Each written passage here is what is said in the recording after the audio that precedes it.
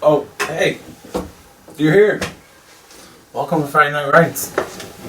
I'm poet, teacher, activist, lover, writer, performer, Christopher Schubert, and I'm honored to take the mic this week and lay it down for the kingdom. Thanks to everyone here that shares their art and supports each other. Thanks for those moderators and keeping this place with challenge and skill abound.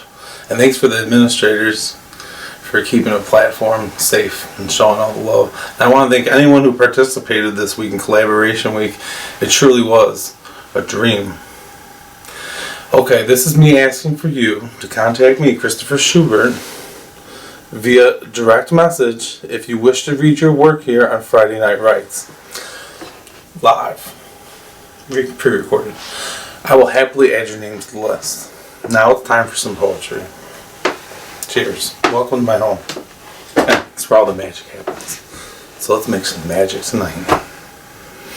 This first poem is titled Time Flies. I recorded it. I first wrote it. I'm recording it now. I wrote it back in 2016. Time flies. No time lies. Yo, time multiplies. Oh, time cries. Like temps, people, and tides. The times rise. Time to be alive. It's time to ride. Don't bend, break, take. It binds. Time, don't forget. Won't mend, but it finds. If I had it, I'd spare it. One for a dime. Running out of it. Running out of lines. Space and time intertwined. In warped minds. Signs can't tell. But time can define. Time unwinds. Time stays behind. Time binds. Time blinds.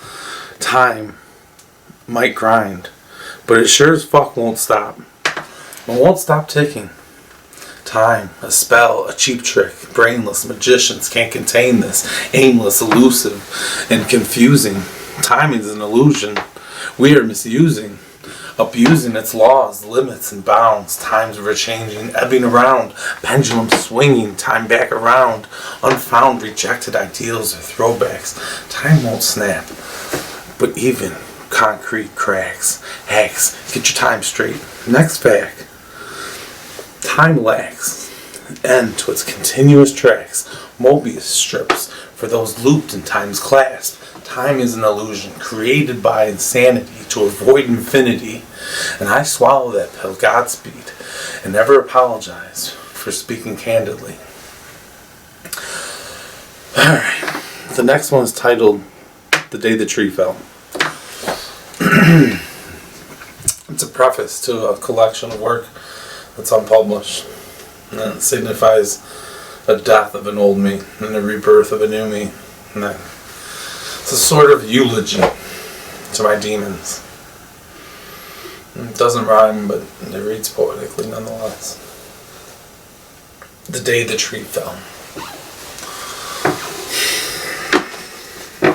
Okay, full disclosure, the tree is still standing, but hasn't grown leaves in years. That leans hard to the north. It's looming over my townhouse.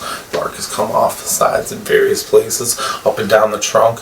Some of the branches broke off and found temporary comfort in the grasp of other branches below that sway dangling in the wind. I wonder if they'll fall before the tree splits completely.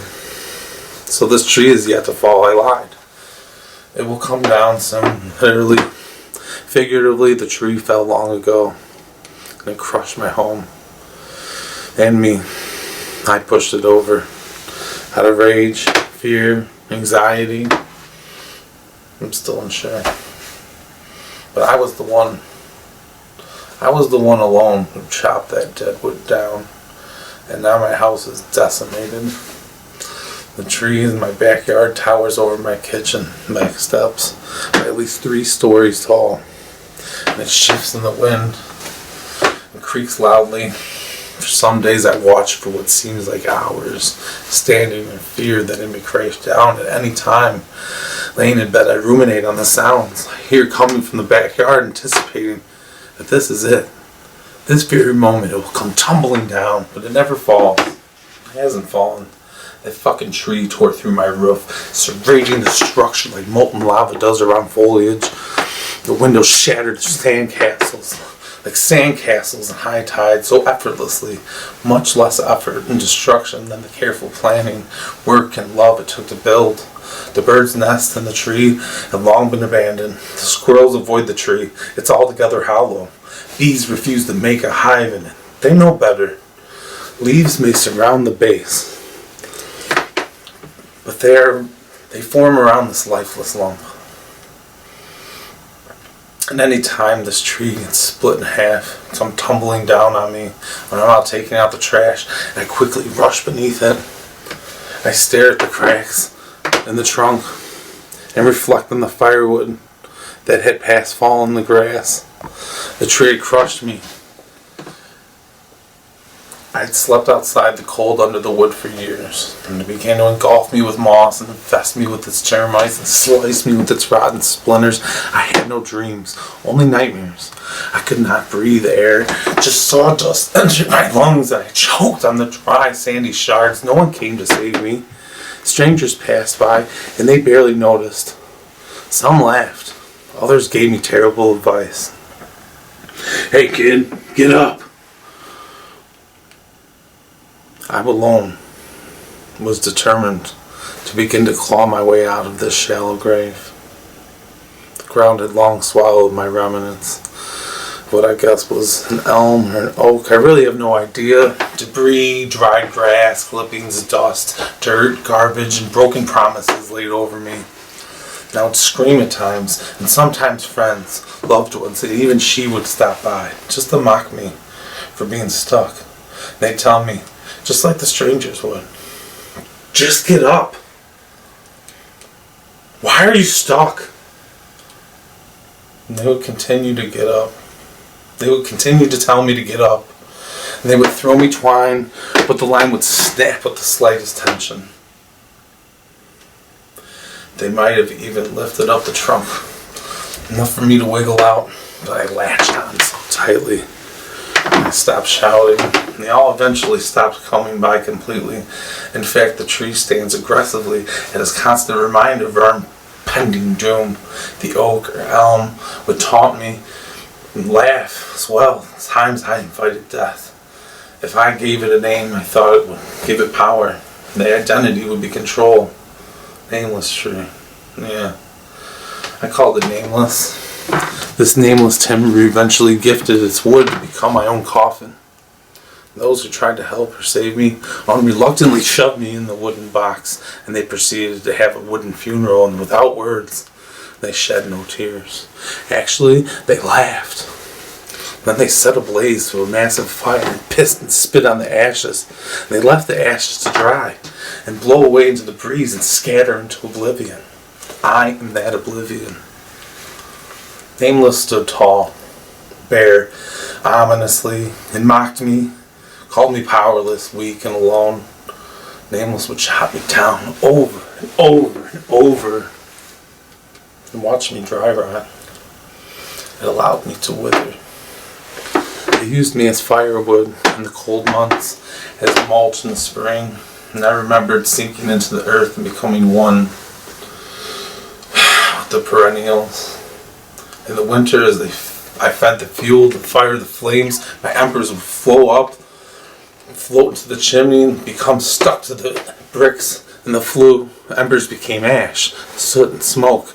And as I dissipated into nothingness, Nameless smiled and reveled victoriously.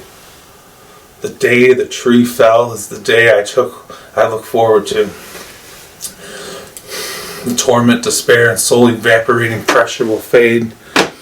That day, that God-forsaken tree, when it falls, I'll be released from its clutches, its cold, dead grasp. I will be free when it falls. I'll invite back those who tried to save me, those who tried to help, and even the strangers. Even those who ignored my cries will be welcomed. Everyone will get a piece of Nameless to kindle in some symbolic shape and keep it as a trinket and reprise of its power it had over me for so long. It ruined countless relationships over the years. The bonds of those I knew and loved may never fully repair, but maybe one day I can earn back some of that. That's the day I named the tree. Its name is self-destruction.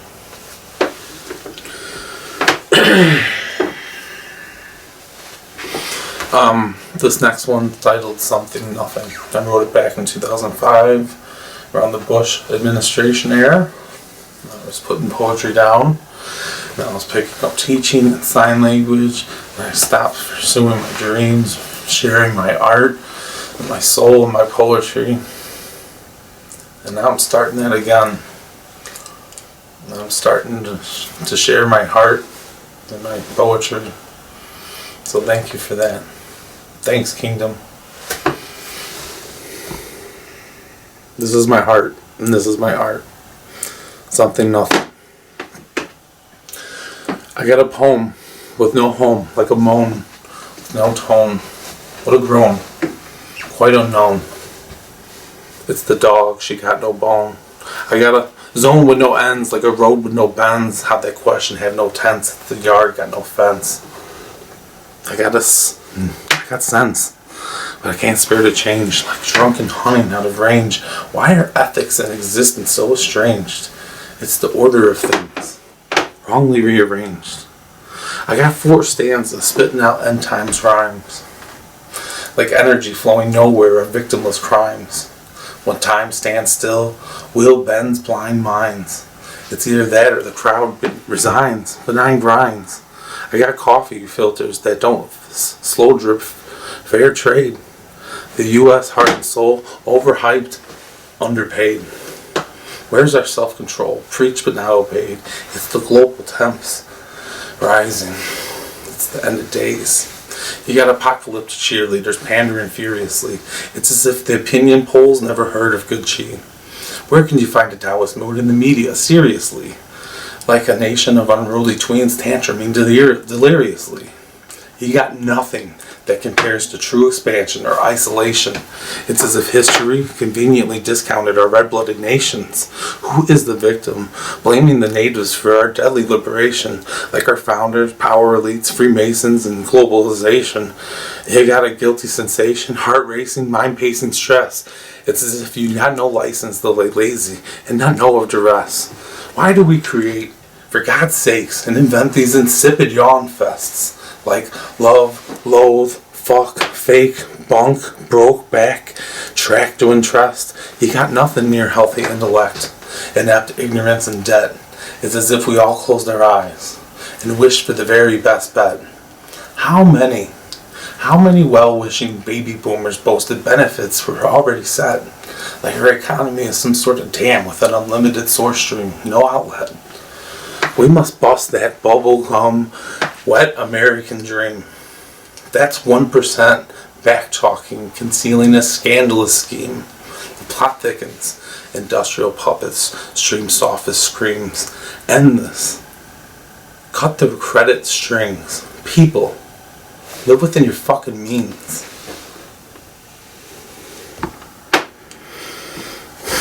We fall alone, but stand for something. Nothing divided. That's those runoff elections leaving swing votes one-sided. Past the point of praying people haven't revolted and rioted. Oh shit, they have. Leave vulgar, violent strategies uninvited. They spew subliminally, stupefying and sowing seditious seduction. Those trite tribulations turn the cogs of modern machine corruption. Religious, righteous, rear view blinded by recurring repercussion. Preach prejudice, panic, profit, no progress, a perturbing percussion. They can't stop the consumption by the starved minds and stomachs.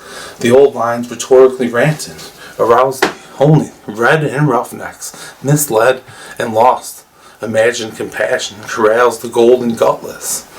Plus this monstrous pissing contest does us a massive injustice.